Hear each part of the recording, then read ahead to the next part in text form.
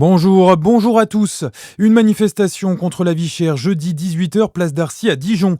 Appel de la CGT de Côte d'Or qui veut dénoncer la hausse du coût de la vie et revendiquer des mesures en faveur du pouvoir d'achat.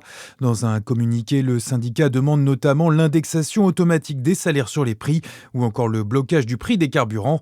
Des prix justement que le gouvernement tente de limiter. Le ministre de l'économie Roland Lescure doit faire un point aujourd'hui avec les acteurs de la filière. L'actualité syndicale toujours à Dijon encore où quelques 3900 délégués et militants de Force ouvrière sont réunis ce matin au Palais des Expositions. Congrès annuel de la 3e centrale syndicale de France, il se tient jusqu'à vendredi.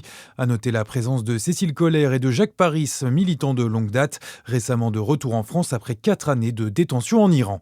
Dans le Jura, le sexagénaire qui s'est tué au volant samedi aux Rousses était originaire de Bois d'Amont.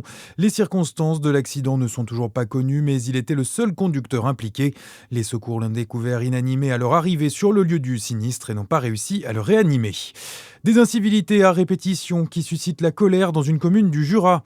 La ville de Morée pousse un coup de gueule contre les dépôts d'encombrants qui se multiplient. Léo Ardourel. Oui, chaque semaine, les agents des services techniques doivent intervenir pour ramasser des meubles, des cartons, des sacs et autres objets abandonnés autour des points de collecte, des interventions qui représentent une charge de travail supplémentaire importante au détriment d'autres missions, alerte la mairie de Morée qui rappelle que les conteneurs semi-enterrés ne sont pas des déchetteries municipales. La ville dénonce des comportements profondément irrespectueux et indique que des caméras nomades ont récemment été installées sur plusieurs sites. Objectif, identifier les auteurs de dépôts sauvages pour les verbaliser.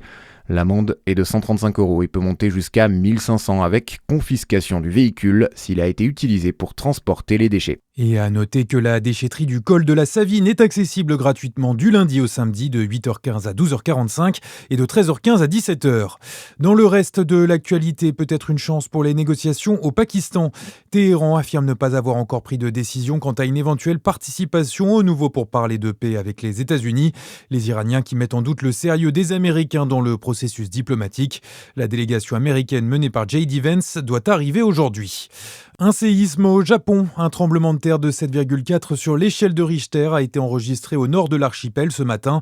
L'alerte au tsunami a été déclenchée alors que des vagues de 3 mètres sont attendues. Une nouvelle campagne de vaccination contre le Covid-19, elle débute aujourd'hui. Les personnes à risque sont invitées à se faire vacciner avant l'été, période durant laquelle une circulation du virus a été observée les années précédentes. On termine par un mot de sport, le rugby local. Mâcon s'est incliné 27-14 hier après-midi face à Vienne. C'était le dernier match de la saison régulière entre les deux leaders de National 2.